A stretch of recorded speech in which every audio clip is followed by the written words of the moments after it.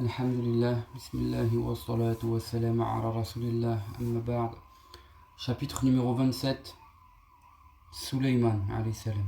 Le successeur de Daoud, il s'agit de Suleyman ibn Daoud, ibn Isha, ibn Uwaid, ibn Abel, ibn Salmoun, ibn Hshun, ibn Aminadab, ibn Aram, ibn Hasrun, ibn Faras, ibn Yehuda, ibn Yaqub, ibn Ishaq, ibn Ibrahim. Il était le père de Rabi'. C'était un prophète d'Allah, fils d'un prophète d'Allah, d'après Al-Hafiz ibn Asakir. D'après certaines sources, il s'est rendu à Damas. Suleyman hérita de Daoud et dit aux gens: on nous a enseigné le langage des oiseaux et on nous a octroyé une part de toute chose, cela est bien la faveur manifeste. Il hérita la prophétie et le royaume. Donc il hérita de la prophétie et du royaume. Il n'est pas question de l'héritage de biens matériels, car Daoud avait d'autres fils héritiers que Suleyman. Il ne pouvait lui destiner ses biens en particulier. De plus, dans le hadith valide rapporté selon plusieurs voies d'après plusieurs compagnons, le messager d'Allah sallallahu alayhi wa sallam a dit on n'hérite guère de nous autres prophètes. Le très sincère a ainsi informé qu'on n'héritait pas des biens des prophètes comme on hérite des autres personnes. Leurs biens, après eux, deviennent des aumônes pour les pauvres, non destinés à leurs proches.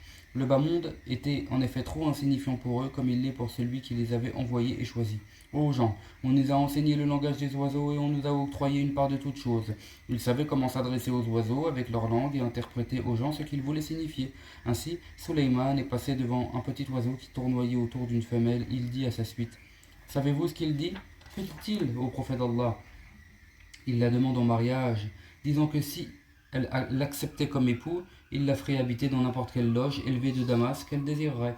Or, ces loges de Damas sont dans le roc. Nul ne peut y habiter, ainsi tout prétendant est menteur. Relaté par Al-Hafiz al-Bayhaqi.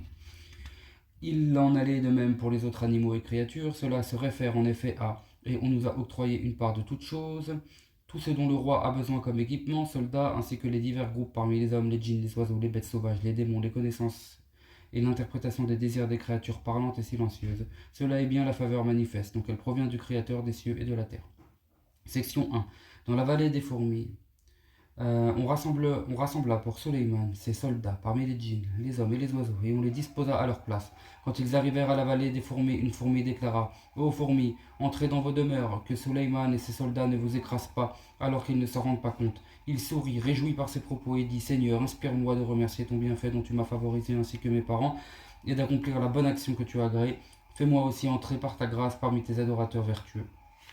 Taïb, le Très-Haut nous apprend comment son adorateur et prophète Suleyman ibn Daoud partit un jour avec toute son armée constituée de djinns, d'hommes et d'oiseaux. Les premiers marchaient avec lui, alors que les oiseaux le suivaient, en lui faisant de l'ombre avec leurs ailes, notamment contre la chaleur. Ces trois armées avaient chacune des officiers chargés de les placer en ordre, si bien que nul ne devait devancer ou reculer de sa position.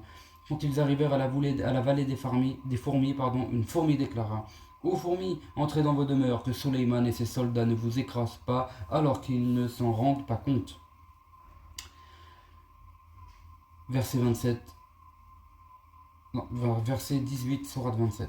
Alors Donna mit en garde et excusa Suleyman et son armée du fait qu'ils ne se rendaient pas compte. Wahb mentionne qu'il passa ainsi sur la vallée de Taïf sur son tapis, que cette fourmi s'appela Jarsa de la tribu des Bani Shaysaban, qu'elle était boiteuse et avait la taille d'un loup.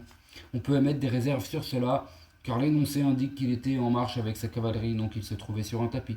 Et si tel était le cas, les fourmis n'auraient pu être atteintes ou piétinées, car le tapis aurait tout transporté: armées, chevaux, chameaux, charges, tentes, en plus des oiseaux au-dessus. Nous évoquerons cela par la suite, Inch'Allah. Section numéro 2. Sa connaissance du langage animal. Lorsque Suleyman comprit l'appel sage et bénéfique de la fourmi à son peuple, il sourit, réjoui que Allah lui avait réservé une telle connaissance. Cela exclut totalement ce qu'affirment certains ignorants, pour qui les animaux parlaient aux hommes avant Suleyman. Celui-ci, selon eux, aurait pris ensuite leur engagement de ne plus parler aux hommes après cela.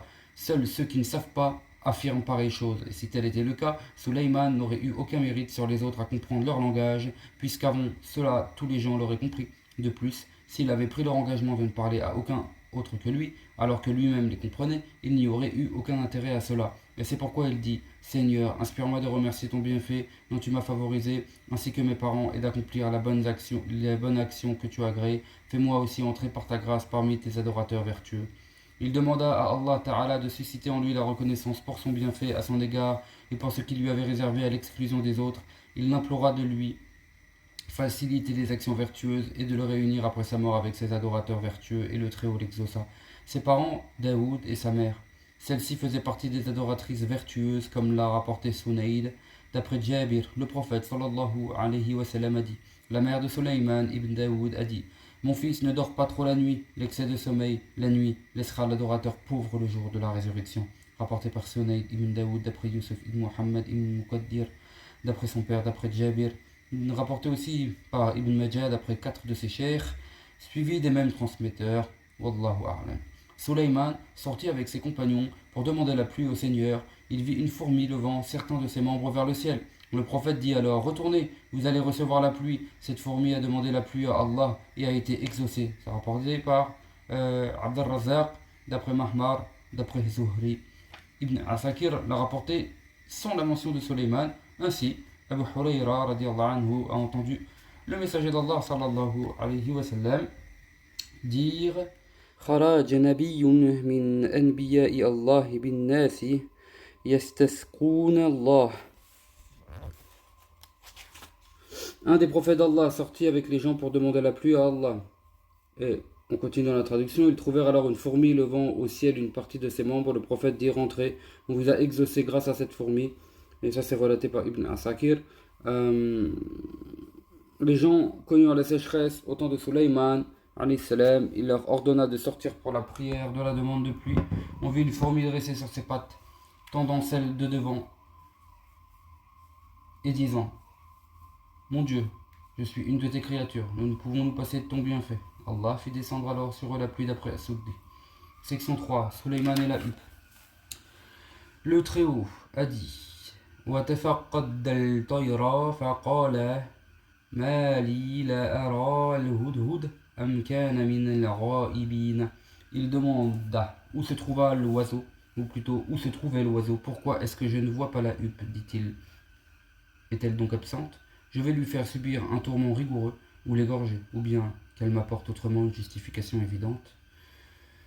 Sourate 27, versets 20 et 21. Elle ne demeura pas longtemps, puis dit: j'ai appris ce dont tu n'as pas connaissance, et je viens à toi de Saba avec une information sûre. J'y ai trouvé une femme qui règne sur eux, à qui a été donnée une part de toutes choses, et qui a un trône immense. Je l'ai trouvée ainsi que son peuple se prosternant pour le soleil au lieu d'Allah. Shaitan leur a enjolivé leur acte et les a détournés du chemin. Ainsi, ils ne suivent pas la bonne voie. Ne se prosternent-ils pas pour Allah, qui fait sortir ce qui est caché dans les cieux et la terre, et c'est ce que vous dissimuliez et ce que vous montrez ouvertement? Allah, nul Dieu si ce n'est lui, le Seigneur du trône immense.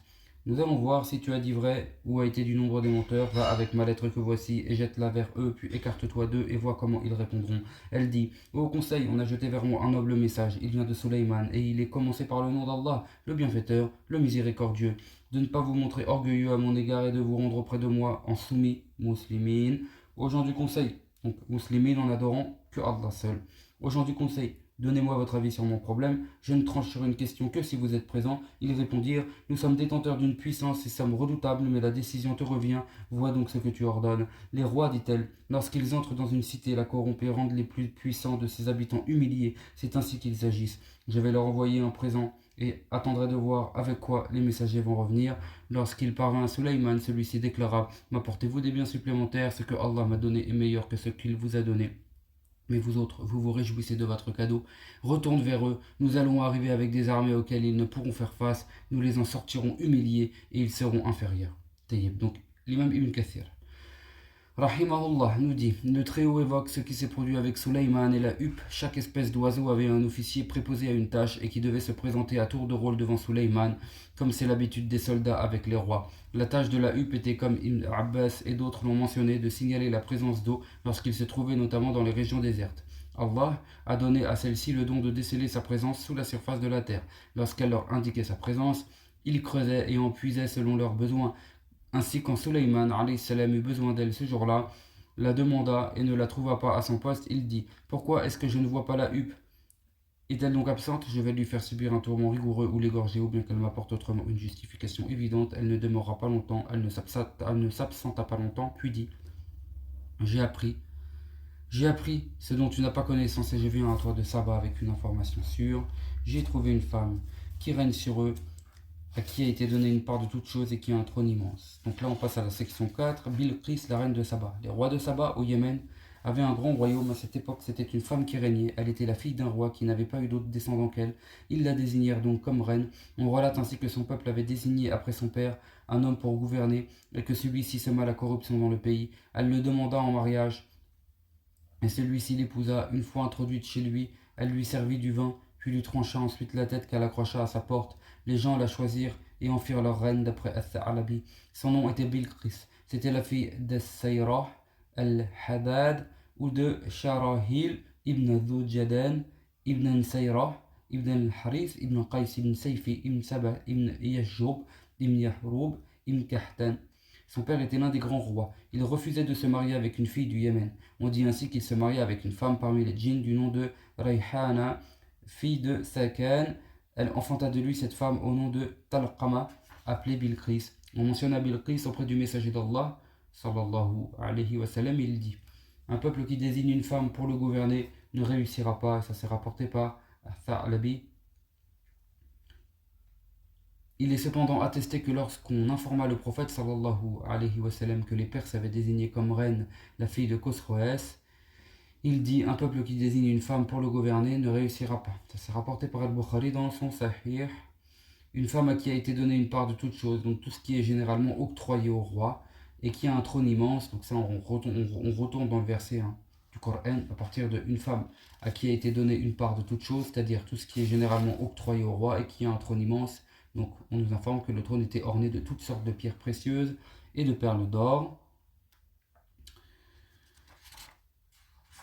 La lettre de Sulayman et la soumission de Saba, la Huppe a décrit ensuite leur incroyance en Allah et leur adoration du soleil comme Shaitan les avait tentés et détournés de l'adoration d'Allah seul, sans associer, lui qui fait sortir ce qui est caché dans les cieux et la terre, il sait ce qu'il dissimule et ce qu'il montre, ce qui est intérieur et apparent, sensoriel ou immatériel, Allah, nul Dieu, si ce n'est lui, le Seigneur du trône immense. Son trône est immense et il n'y a pas plus grand que lui parmi les créatures.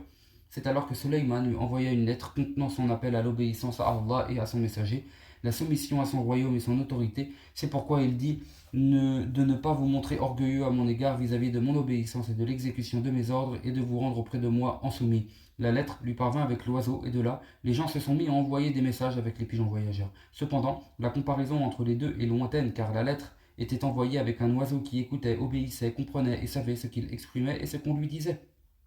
La Huppe porta le message jusqu'au palais de Bilqis et le lui jeta alors qu'elle s'était retirée dans son appartement. L'oiseau se mit en retrait pour savoir quelle serait sa réponse. Donc là, on a tout un tas de passages de versets du Coran dont on va expliciter directement avec les quelques lignes de l'imam Ibn Kathir rahimahullah. Donc c'est-à-dire que ils exprimèrent leur entière disposition à lui obéir et s'en remirent à sa décision. Or, son avis fut plus accompli et plus sage. Elle sut en effet que l'expéditeur de la lettre, Sulayman, ne pouvait être vaincu ni arrêté, qu'on ne pouvait s'opposer à lui ou le tromper. Donc, quant au passage coranique, les rois, dit-elle, lorsqu'ils entrent dans une cité la corrompent et rendent plus puissante ses habitants humiliés, c'est ainsi qu'ils agissent. Et rendent les plus puissants de ses habitants humiliés, c'est ainsi qu'ils agissent. Donc si ce roi parvient à vaincre notre royaume, c'est moi, donc Bilqis, qui serai visé en définitive et votre force se retournera en fin de compte contre moi. Je vais leur envoyer un présent et attendrai de voir avec quoi les messagers vont revenir.